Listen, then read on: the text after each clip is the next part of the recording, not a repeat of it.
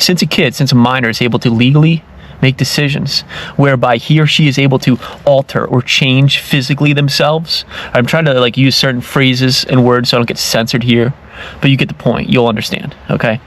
Since they're able to do that, what's like the next move or the next push that the progressive movement is going to try to like drop on society? What is it? You want to know what it is? It's to make it fine for a minor, for a kid, to do repulsive, reprehensible things with an adult.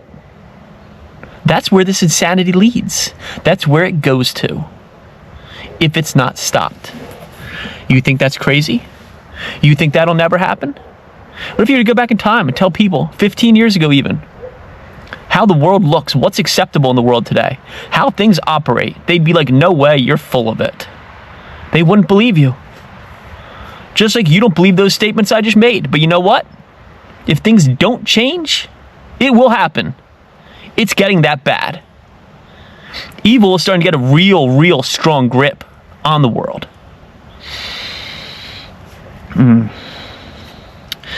Here's the thing. You need to try to get ahead of the curve. In other words, it's like this.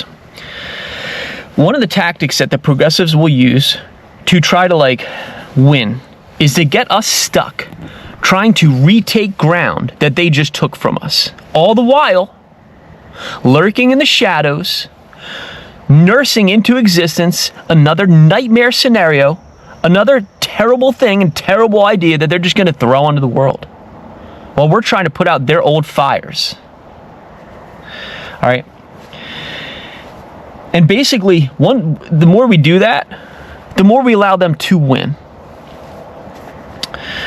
So everything that's going on leads to like insane outcomes. I mean, you wouldn't have believed it, like I said, if you were to go back in time 15 years. You wouldn't have believed any of this, okay? Ask yourself this. Do you know what a MAP is? A map. It's a, quote, minor attracted person. Okay? You know what we used to call that? Well, it started with a P. I'll just leave it at that. And it's somebody who's like the dregs of society, the bottom of the barrel, the most reprehensible, the one who criminals, even in jail, don't respect and look down on and shun. And they're trying to normalize and destigmatize that word and use MAP instead. And call the people that do those disgusting criminal acts victims.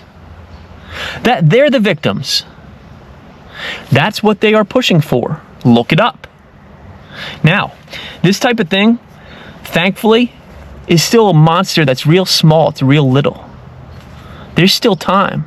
I don't think a lot, but there is still time to shut their BS down, to shut their garbage down. All right? And the way that you get ahead of these things, the way you shut this down, okay, is you basically get enough people, especially well-known people who have some power, to preemptively make a statement saying they will never ever use words such as minor attracted person, and they will always use the P word, okay, to describe these people, and that they will never accept that those people are the victims, the people that perpetrate these disgusting crimes. They'll never accept that they're the victims. You need to get people like that to preemptively make statements like that and push other people to make those statements too. When you get a big enough following of people that are powerful that have done that, you just crush that monster, or you at least set it back pretty far in time. All right?